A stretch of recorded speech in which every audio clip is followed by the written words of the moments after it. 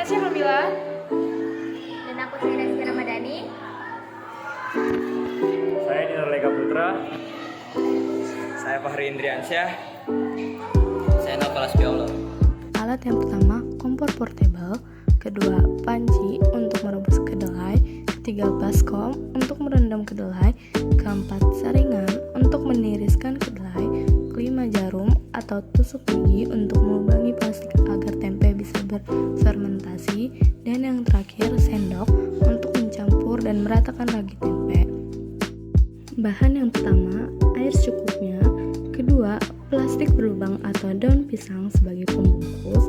Ketiga, 1 kg kedelai. Dan yang keempat, 2 gram ragi tempe mengandung jamur Rhizopus sp.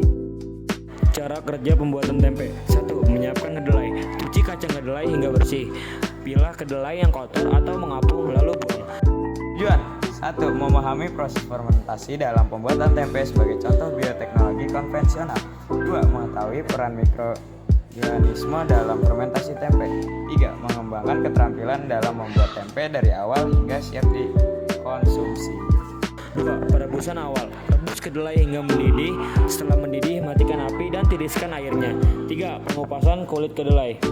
Siram dengan air dan cuci sambil diremas agar kulit ari terkelupas. Buang kulit ari yang mengambang lalu bilas kembali hingga bersih. 4. Perendaman kedelai. Tambahkan air kembali dan rendam kedelai selama semalaman sekitar 12-24 jam agar lunak dan mulai mengalami fermentasi awal. Sejarah singkat tempe. Tempe berasal dari Indonesia dan sudah dikonsumsi sejak abad ke-16 di Pulau Jawa. Catatan tertua tentang tempe ditemukan dalam Serat Centini pada tahun 1814 yang menyebutkan bahwa tempe adalah makanan rakyat. Awalnya, masyarakat Jawa menemukan bahwa kedelai yang dibiarkan dalam kondisi lembab tumbuh jamur alami yang kemudian menghasilkan tekstur padat dan aroma khas. Dari sana, teknik fermentasi tempe berkembang hingga seperti sekarang. Manfaat tempe. 1. Sumber protein nabati. 2. Mengandung protein tinggi yang baik untuk pertumbuhan dan kesehatan tubuh. 3. Mengandung probiotik, baik untuk kesehatan pencernaan karena proses fermentasi menghasilkan bakteri baik. 4. Kaya vitamin B12. Tempe adalah satu dari sedikit makanan nabati yang mengandung vitamin B12 yang biasanya ditemukan dalam produk hewani. 5. Mudah dicerna. Fermentasi membuat protein kedelai lebih mudah dicerna oleh tubuh. 6. Ramah lingkungan. Produksi tempe lebih berkelanjutan dibandingkan sumber protein hewani. 5. Perebusan kedua. Setelah direndam semalaman, bilas kedelai hingga bersih.